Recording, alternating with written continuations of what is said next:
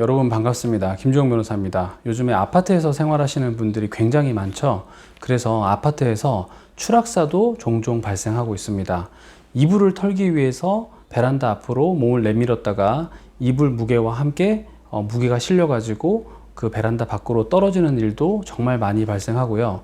술을 마시고 나서 바람을 쐬기 위해서 베란다 밖으로 몸을 내밀었는데 그때 하필이면은 휘청하면서 넘어져서 사망을 하는 경우도 굉장히 많습니다. 담배를 피우기 위해서 그런 일이 벌어지는 경우도 굉장히 많기 때문에 가족 중에 누군가가 아파트에서 추락사를 했다면 그때부터 가족들은 굉장히 고통을 느낄 수밖에 없을 것입니다.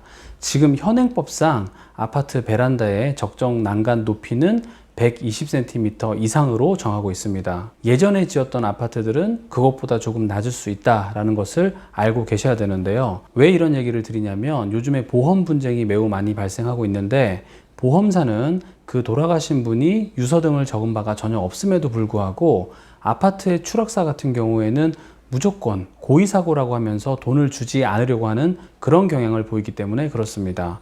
사람이 죽고 난 후라면 그 사람이 고의로, 즉 스스로 자신의 목숨을 버린 것이다 라는 것에 대해서는 함부로 단정해서는 안 되는 것이고요. 그나마 객관적인 증거라고 볼 수 있는 유서가 나오지도 않았는데도 불구하고 유가족들에게 보험금을 주지 못하겠다라고 하는 것은 일종의 본인들이 보험금 지급 여부를 결정한다라는 우월한 지위를 이용해서 갑질을 하는 거라고 볼 수도 있기 때문에 만약 여러분들이 그런 상황에 처했다면 한 단계 한 단계 단계적으로 다 대응을 해 나가셔야 되는 겁니다. 제 1단계부터 말씀을 드리겠습니다. 바로 경찰 단계에서의 대응입니다. 경찰은요, 어떻게 종결하면 사건을 가장 쉽게 종결할 수 있냐고 하면 망인이 자신의 신변을 비관해서 스스로 뛰어내린 것이다 라고 종결 보고서를 쓰게 되면 그대로 채택되는 경우가 많기 때문에 경찰은 손쉬운 방법, 즉 자살이라는 결론을 내는 것을 아주 잘 하는 편입니다. 그렇기 때문에 그런 결론을 얻기 위해서는 유가족을 불러야겠죠.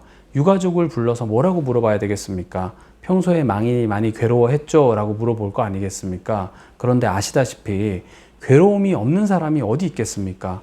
뭐든지 꼼꼼하게 물어보다 보면 이런 부분을 힘들어했습니다 라는 답변이 나오기 마련인 것이고 경찰은 그런 것들을 집요하게 다 물어본 다음에 꼼꼼하게 정리해서 망인의 사망을 자살 쪽으로 몰고 가려는 그런 경향을 보인다는 겁니다. 그렇기 때문에 망인이 스스로 죽을 만한 분은 절대 아니었다라고 한다면 유족께서는 절대로 망인이 스스로 돌아가실 분이 아니라고 명확하게 밝히는 것이 필요한 것이죠. 이런 첫 번째 난관을 다 잘 헤쳐나가고 나면 두 번째 난관이 기다리고 있는데요. 바로 보험사입니다. 보험사에게 보험금을 지급해 달라고 하면 보험사는 고의사고이기 때문에 보험금을 지급할 수 없습니다 라고 하면서 제대로 설명도 하지 않고 이번에 보험금을 안 드리게 됐습니다 라고 얘기했음에도 불구하고 실제로는 향후에 소송까지 하지 않겠다라는 확약을 은근슬쩍 서류에 집어넣은 다음에 거기에 서명을 받아버리는 경우가 굉장히 많습니다. 이런 일이 실제로 벌어지기 때문에 소송을 하려고 변호사가 서류를 검토했더니 부재소 합의서라는 것이 이미 작성된 경우가 있더란 말입니다. 이럴 때도 보험 전문 변호사가 아닌 분들은 어떻게 보험사의 논리를 깨야 되는지 잘 모를 수가 있기 때문에 반드시 저와 같은 보험 전문 변호사와 상의를 하는 것이 필요합니다. 아파트 생활이 매우 장점이 많기 때문에 사람들이 선호하고 그리고 아파트에서 많은 시간을 보내게 되는 것인데 오히려 불미스러운 사고가 발생했을 때 무조건 추락사가 아니라 자살이라고 몰고 가려고 하는 경향이 분명히 이 사회에 존재하기 때문에 유가족들이 혼자서 그리고 변호사의 도움 없이 모든 상황들을 헤쳐나가기가 매우 어려우실 겁니다. 제가 말씀드리는 거는 겪어보신 분이라면 동의하실 거라고 생각을 합니다. 그래서 큰 보험금이 걸린 보험소송을 앞둔 분이라고 한다면 혼자서 진행하지 마시고 반드시 보험 전문 변호사와 상의하셔서 어떻게 사건을 진행할지 논의해 보시고 의사결정을 하신 다음에 도움을 받아서 진행해 보시기를 추천드리겠습니다. 감사합니다. 저는 보험 전문 변호사 김주형 변호사입니다.